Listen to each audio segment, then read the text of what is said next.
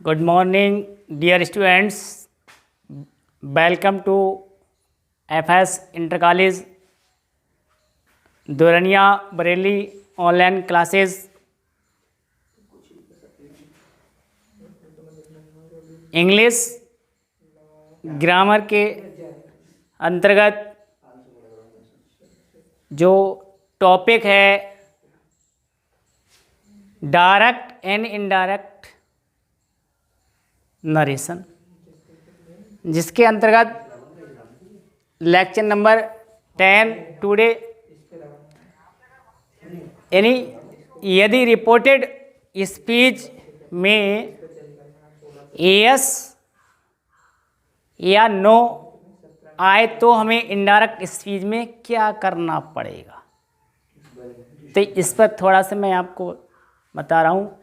यदि reported speech के sentence में यदि यस है तो यस को हमें रिप्लाइड इन अफर्मेटिव में चेंज करना है, रिप्लाइड इन अफर्मेटिव में।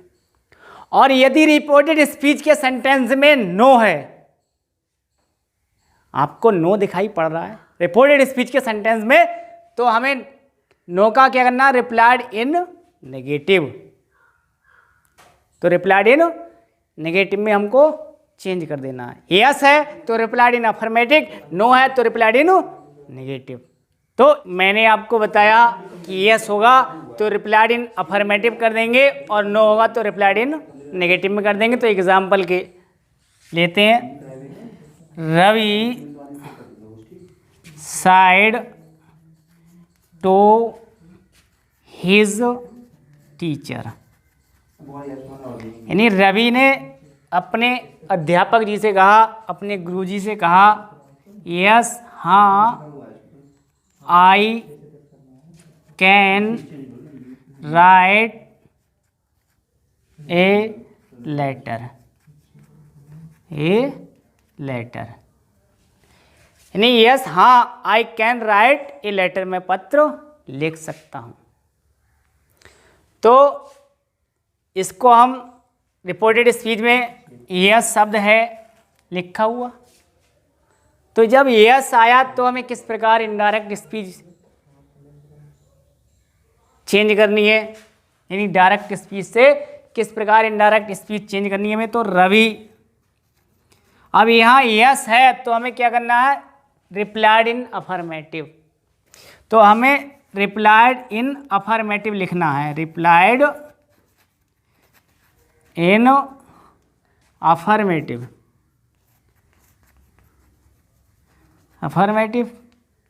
यानी कि रवि ने सकारात्मक रूप में उत्तर दिया एंड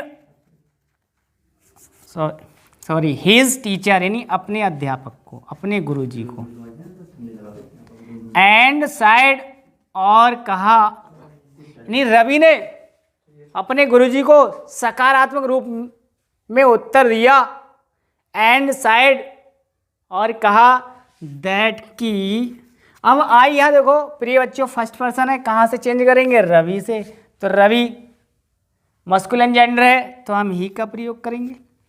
अब यहाँ देखना है कैन मॉडल वर्ब आ गई, तो कैन का हम डायरेक्ट स्पीच से इनडायरेक्ट स्पीच में कुड कर देते हैं, कुड राइट। ये वर्ब चेंज नहीं होगी, राइट की राइट ही रहेगी, क्योंकि मॉडल वर्ब के साथ फर्स्ट ही फॉर्म का यूज होता है, ए लेटर। तो ये इनडायरेक्ट स्पीच थी।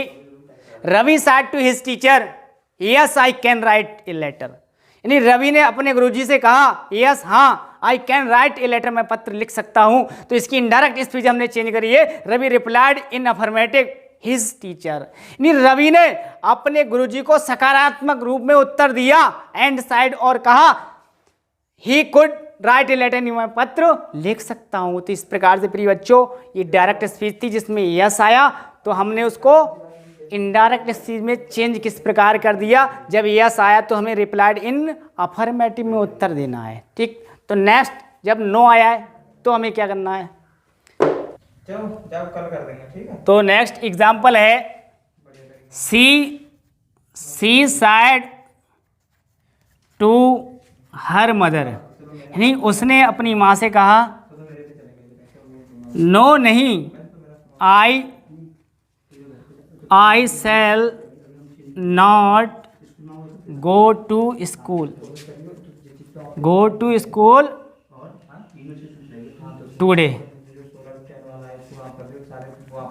तो ये डायरेक्ट स्पीच का स्टेटमेंट था। She said to her mother, उसने अपनी माँ से कहा, नो नहीं, I shall not go to school today, मैं आज स्कूल नहीं जाऊंगी। तो ये डायरेक्ट स्पीच थी। इनडायरेक्ट स्पीच में जब हम चेंज करेंगे तो सी, अब लिखना क्या है हमें, रिप्लाइड इन नेगेटिव। जब नो आया तो replied in negative.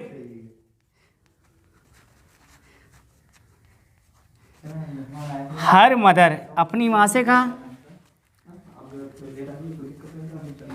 And said, और कहा, दैट, कंजक्शन लगेगा क्योंकि भैया असर्टिव है ना।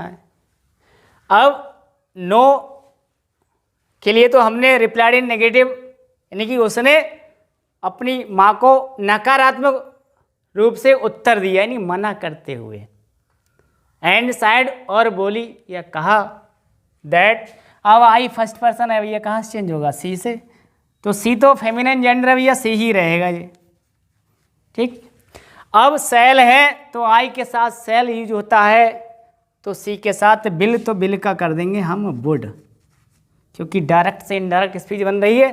अब नॉट गो टू स्कूल, और टुडे को किस में चेंज कर देते हैं, दैट डे में। अब बता चुके हैं हम आपको, दैट डे हो जाएगा।